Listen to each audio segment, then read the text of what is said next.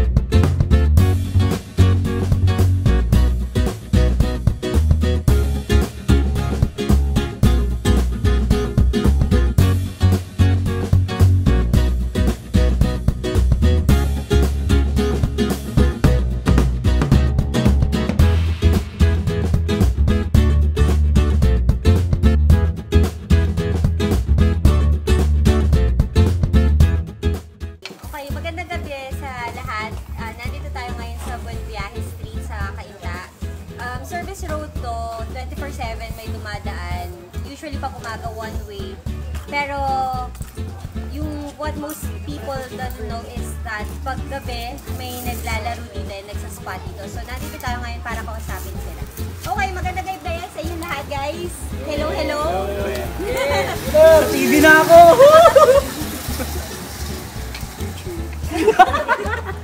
Okay, pakilala muna tayo siguro. Ulit yun, name, tsaka kung ano yung ginagamit nyo na tag. Yung tag niya. Gilbert De Leon. 27-inch cruiser board na big H. Lloyd, 27 DIY cruiser. Sander, Benny, Australia, okay.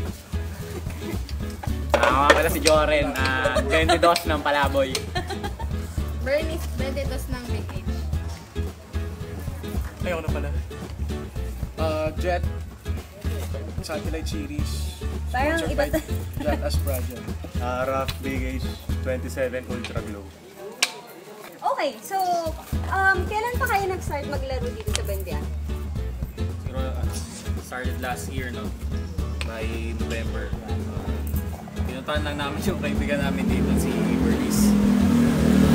Doon namin nag-start na maglaro dito. Sinek namin yung spot. And then, tuloy-tuloy na hanggang ngayon.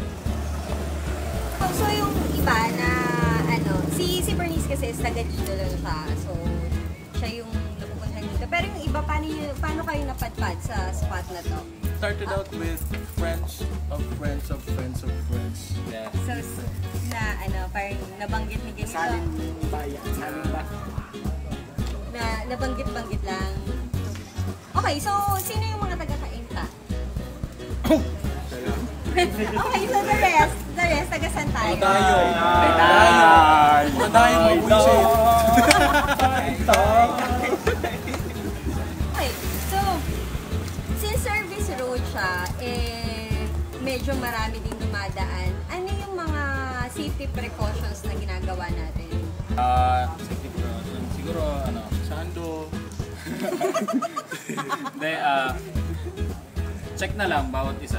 Kumbaga, pagka kunwari titira ka, bantayan. Or palakpak kung may dadating na tricycle. Or pagka titira ka. Para safety ba natin. Yun lang, palakpak. Then, sabihan ka na lang kung sakali. Pagka may dadaan na bike, katulad nun, yung balot. Sabihan na lang. Para hindi rin makapunta. Responsible tayo sa actions din ng ibang tao. Yun. Parang magkakapatid na rin. Yun sa long borders. Doon ko na first time kong nakasama sa mga long borders talagang parang iba yung ugali talaga. Parang welcome talaga. Parang ihahag ka pa nila. Ay, magandang point yan. Okay, so ano yung nakita mo na parang different kumpara sa ibang hindi naman siguro sport or anything na parang different yung mismong companionship ng or samahan ng mga nag-boards. Ano yung nakikita mong difference? So far talagang napaka, I mean, pag dumating ka, may nakita yung longboard or may welcome agad tulad kanina, may mga bagong lipat from Youngstown. Manahiya sila, doon sila. Sabi ko, kumapit ka dito, mababait kami. Ngayon. Hindi kami nangangagat. Hindi kami nangangagat. Kaya welcome kayo dito sa Bend guys. Please, mas marami tayo, mas masaya. Kayo, may add ba kayo? Ano yung sa tingin nyo na gano'n, na parang iba kumpara sa ibang sport na nakalakhan natin dito sa Philippines? Ano yung iba sa sport na to? Yung iba, since, siguro, nagsimula kasi siya sa, basically sa skateboard talaga. Pero, mas, in-upgrade lang siya, mas pinaganda. So, ngayon, ginawa siyang plastic. Parang mas may flex siya. Tapos yung wheels niya, mas pinalaki, mas pinabilis. For sliding, for cruising, for downhill. All in all na laro. Mas maganda siya. So, yun talaga yung medyo different sa kanya, siguro sa ibang community din. Kasi like sa basketball, hindi naman sa inaano natin, pero since yun yung parang pinaka-common na sport sa Philippines. Sa basketball, hindi ka naman basta-basta pwedeng pumunta sa isang spot, tapos makikilaro ka. Sa sport kasi na to, parang okay lang kahit wala kang kilala, kahit bagong salta ka, parang welcome na welcome, open na open. Okay, so yun, mabalik ako sa safety. As we can see naman, sobrang prepared na prepared. Meron silang, pakita mo, Johnny. Yes. Ayun yung mga... Kailangan helmet, sleeveless, then yan, cargo pants, loose, kasama na sa forma yan. Tsaka Cartimar shoes. Talagang di ka magdadalawang isip na ipang foot brake. Yun. Basta yun. Tapos ano yung sa'yo? Gloves, iPad, saka helmet. Yan, kasi kailangan natin yan sa mga tricks na ginagawa niya. No? So, nice. At least, mas nagiging responsible tayo sa ginagawa natin. Hindi lang to protect ourselves, pero at least yung kung ano din yung iba, mapoprotect na natin. Okay, so mabalik tayo dito sa Buen Viaje. Since medyo service road siya, ano yung mga perks na nakikita nyo sa paglalaro sa spot na to? Maganda yung pagkakagawa. Ganda na spot niya. It is daw. It's all about the cockroach. Magiging May cockroach. walkers kami. Nagdadaanan namin yung mga cockroach. Tapos katindahan kasi malapit. Everything is accessible for sure. Madali lang siyang puntahan. No? Tapos medyo nauuhaw ka, ice water. Tapos I'd like to commend Mayor Nieto nga pala pagpapainit. Maliwanag. Maliwanag ang Nieto. Great part! Ano yung downside? Siyempre, may positive side. Ano yung downside sa paglalaro? Puyat po. Bakit puyat? Kasi pag umaga, ginagamit talaga siya na one way. Kasi parang mas madali dito makadaan ako na parola. Tapos, pagka mga early 9, 10, ganun ng gabi, hindi na pwede. Kasi meron mga dumadaan pa. So, yun. So, usually, nag-start kami early na pag nakapag-umpisa kami ng 10 pa.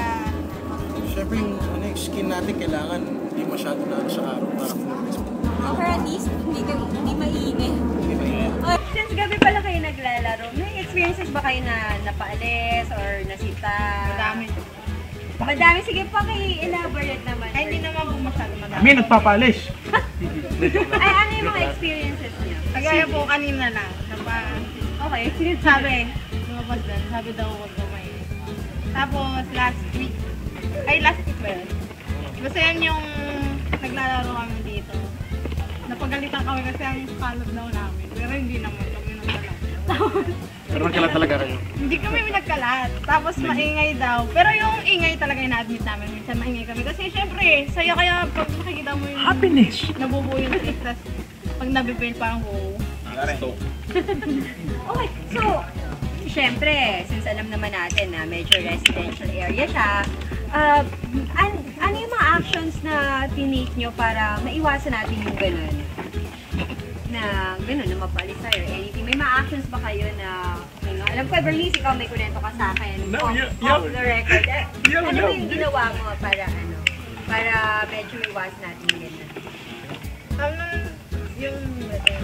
Ay, hindi. Neto lang. Yung nagpunta ka sa... Kasi yung parang nasita-sita lang kami dito. Parang nalulungkot na ako kasi parang wala lang kami sa mundo. Parang hindi naman siya nagtadrama, pero parang ano lang. Melodramatic. Nakakalungkot lang kasi parang lagi na lang pag nakikita ka sa kalsada parang Sorry, wow, cool mo. Tapos parang inaasar ka lang kasi ganyan yung sinasabi.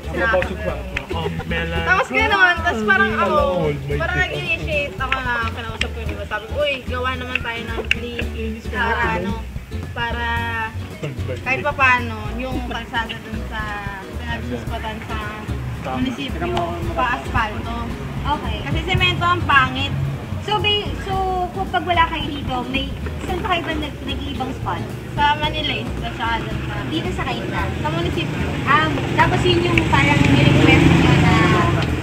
Ano po, parang plea lang siya na...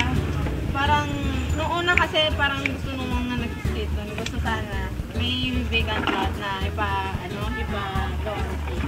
Okay. Parang, syempre, hindi naman siguro sila papayag agad na maglalabas ng pera para sa amin. Kasi ang konti din naman namin. So, ang thing na lang, ang gusto na lang namin, kahit permit lang. Kasi, hindi naman siguro namin gugustuhin na makabulahaw or makasira or what. Basta gusto lang sana namin, ma-enjoy namin yung ginagawa namin na hindi kami sisitahin kasi masama yun or what. Basta parang ganun lang kasi lagi na lang kami sumisita. Di ba may nakwento ka sa akin na sabi mo, pumunta ka dun sa munisipyo? Tapos ano, Ano yung nag-experience mo? kasi parang ang tingin kasi sa amin, bata. Kasi maliit ako. Una sa lahat, maliit ako. Parang hindi daw credible. Parang hindi naman, basta parang ayaw maniwala. Parang wala silang tiwala. Parang gano'n. Okay, so after nun, ano pa yung ginawa mo? Nakita ko parang sinabi mo may nag-initiate ka rin through Facebook, tama ba? Opo, neto lang yun kasi parang nabanas ako kasi nasita na naman kami. Tapos parang, wala naman kami ginagawa eh. Bakit yung mga nag-iingay tsaka yung mga nagsasaksakan dyan, nagbabatuhan dyan, nagiinom dyan, na mas pangit tignan yun kaysa nagsiskate. In fairness, Tapos hindi nila sinisita yun. Tapos parang kami, dahil ako, kilala ako. So ako yung tinutumbok nila na parang, wag na kayo mag-skate dyan kasi maingay kayo, ganito ganyan, nagkakalat lang kayo, tapos baka makadisgrasya pa kayo. Eh sa amin naman siguro yung disgrasya namin masusugatan na sila, nag-aaway sila, nagbabatuhan, kung makasaksak sila dyan, di mas malaking gastos sila. So parang yun, nainis lang ako doon. So parang nilagay ko lahat yung rage ko doon sa open letter ko na sinend sana kay Mayor Cute na sana napansin niya. Sabi ko lang sa kanya na sana kahit pa paano pansinin niya yung mga nandito sa sports. Kasi hindi naman siya sports na gusto namin talaga mapahamak. Hindi siya pang siraulo kung tiintindihin niyo lang sana. Kasi yung mga matatanda kasi yung tingin nila parang hindi nila naiintindihan kasi wow, extreme sports. Nababago ka lang dyan, nasusugatan ka lang dyan. Binibenta ka, nakakasting ka. Wala ka naman napapala. Hindi nila alam, ang sarap na feeling nung adrenaline, nabubuo mo yung tricks. YOLO, Kesa naman mag-drugs. Opo, yun. Yung din, isa din yun. Napupuyat kami kasi nag-skate. Hindi kami napupuyat kasi nagda-drugs or nag-iinom. So yun lang yung thing namin. Sana mapansin lang na kahit dito magka-permit lang. So, nung after nung ginawa mo yun, nagkaroon ba na response? Wala po. Sa Facebook. Tapos tinag ko pa nga po uli siya nag-status ako. Sabi ko sana mapansin lang. Wala pa din. I-text blast mo. Okay, so, since alam na natin, well, we commend you, Bernice, for taking that action kasi hindi naman lahat, di ba, nagkakaroon na lakas ng loob na mag-voice out nung kailangan din natin.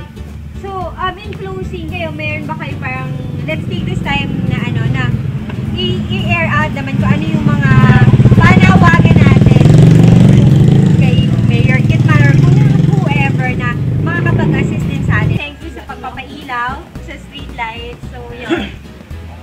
Wala lang sa aming discrimination. Kasi parang pagka nakikita ng nag-skate, parang nuisance pa. Vandalism na nuisance pa. Parang nanggiging pala. We're filthy professionals. Oo, totoo yun. Pinag-aralan naman kami. Pero siyempre, mag-helmet na lang kami para wala kami masyadong intindi. Fastly test. Hardcore gaming. Hardcore gaming. Kaya sana po wag na kami aasa rin pag nakikita kami sa banda. Lagi na lang kasi, parang pinagtatawa natin. So ano yung mga, ano talaga natin? At least, permit to play. Kung wala tayong hindi sila pumayag ng permit, ano yung alternative na pwede nilang i-offer? At least, pwede natin. Pagkain. Hindi, siguro parang hahanapan kami ng spot na wala masyadong dumadaan pero asfalto din yung Relocate tayo, no? Relocation Or kahit tayo. yung, or kahit yung munisipyo. Sa munisipyo, di ba? Kahit iba, di naman malaki siguro na yun kaysa magpagawa sila ng Hindi, may nag-ano doon, exercise kasi yung tawag doon. aerobics. Hindi, aerobics. Zumba. Yun. bawal ba sila sa asphalt? Eh, hindi naman nauubusi sa bago sila sa asphalt. Hindi siguro may oras naman kasi dito kasi dinadaan ng bus. Yung gabi lang siguro, wala namang kaso. Let's say 9 to 10 or maybe may window time. Walang kaso yun. Nara siguro mga 11. Closing na yung road. 3 hours will do. Enjoy na tayo nun, pawis na tayo nun. Oo. At saka ano naman, di naman din na siya ginagaan paggabi kasi parehas naman maluwag na yun. Lalo na doon, ang ganda ng daan. Ang daming kabataan. Kaya kami kabataan, hayaan nyo kayo maglaro. Oo. Hindi kagaya ng kabataan nakikita yun sa dilim. Ayan. Kami naghahanap kami ng ilaw at spalto, yun lang kasi. Ilaw, kahit ilawan nyo kami dito, wala kayong makikita. So, yun, maraming salamat sa pagbibigay ng time nyo sa Push Pinas na makuha din yung side nyo. So, maraming thank you ulit. So, skate na tayo! Yeah! Kumpa-TV na ako, ma!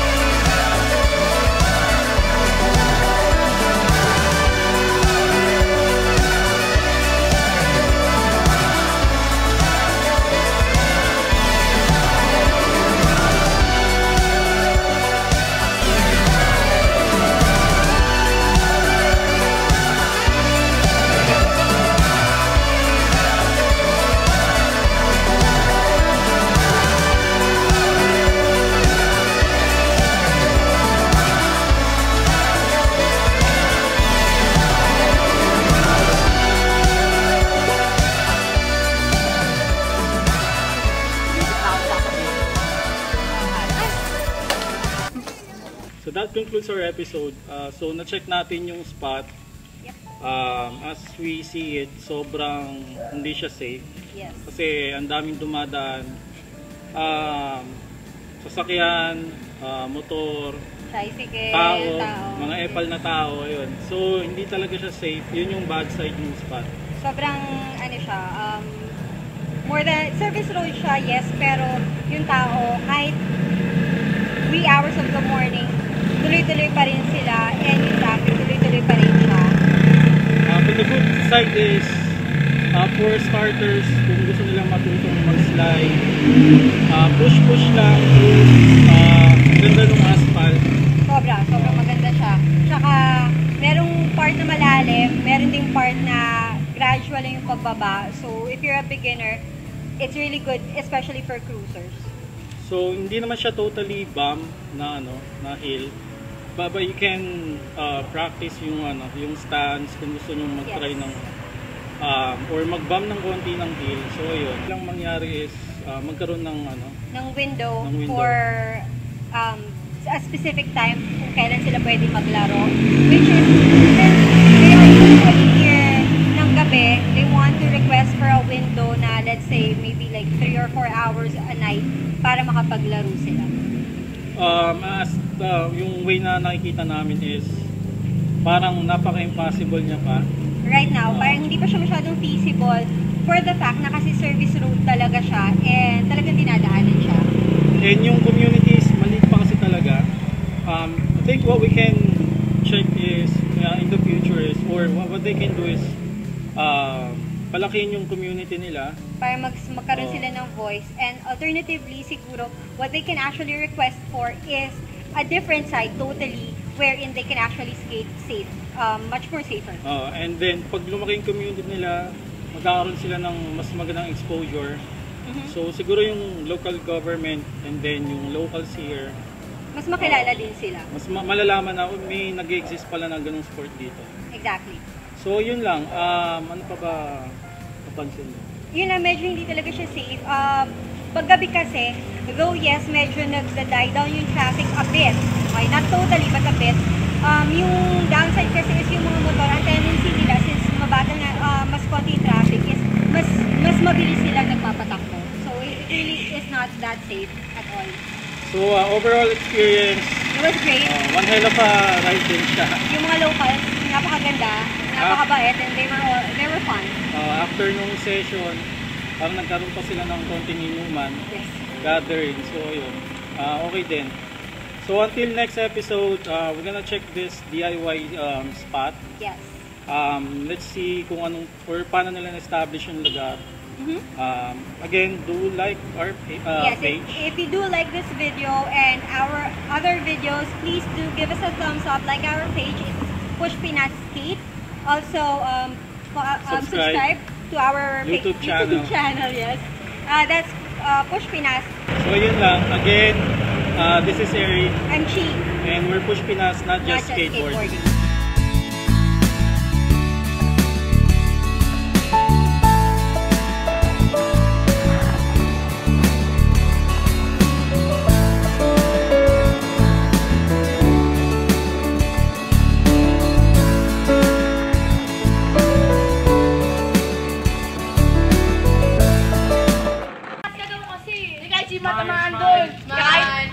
Nasa-documentary kayo ate. Sige, push mo lang yan. Tama. Bumanet!